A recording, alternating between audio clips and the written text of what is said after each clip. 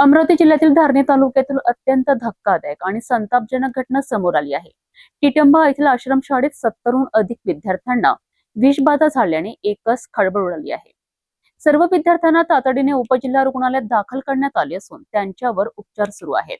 मेळघाटातील धारणी तालुक्यातील टिटंबा येथील शासकीय निवासी आश्रमशाळेत शनिवारी रात्री जेवणानंतर अचानक अनेक विद्यार्थ्यांची प्रकृती बिघडू लागली। विद्यार्थ्यांना उलट्या, मळमळ आणि चक्कर येत असल्याची माहिती मिळताच मुख्याध्यापकांनी प्रशासनाला तात्काळ कळविलेत। यानंतर उपविभागीय अधिकारी, तहसीलदार, आरोग्य विभाग, पोलीस प्रशासन आणि वैद्यकीय अधिकारी घटनास्थळी दाखल झालेत। अनेक रुग्णवाहिका पाठवून सर्व विद्यार्थ्यांना धारणी उपजिल्हा रुग्णालयात हलविण्यात आले। डॉक्टरांनी तातडीने उपचार सुरू केले असून सर्व विद्यार्थ्यांची प्रकृती आता स्थिर असल्याची माहिती प्रशासनाने दिली आहे। ज्या विद्यार्थ्यांना रुग्णालयात दाखल करण्यात आले नाही त्यांच्याकरिता आश्रमशाळेतच स्वतंत्र वैद्यकीय पथक तैनात करण्यात आले आहेत।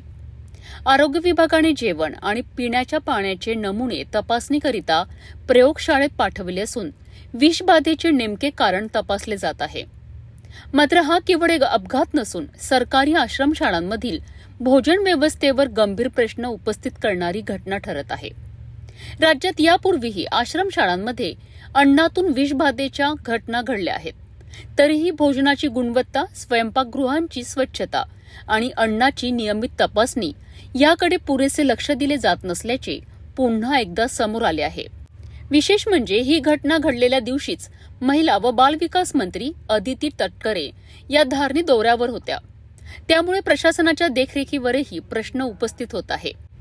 पालकांमध्ये चिंतेचे वातावरण असून दोषींवर कठोर कारवाई करण्याची आणि राज्यातील सर्व शासकीय आश्रमशाळांच्या भोजन व्यवस्थेचे तातडीने ऑडिट करण्याची मागणी जोर धरत आहे।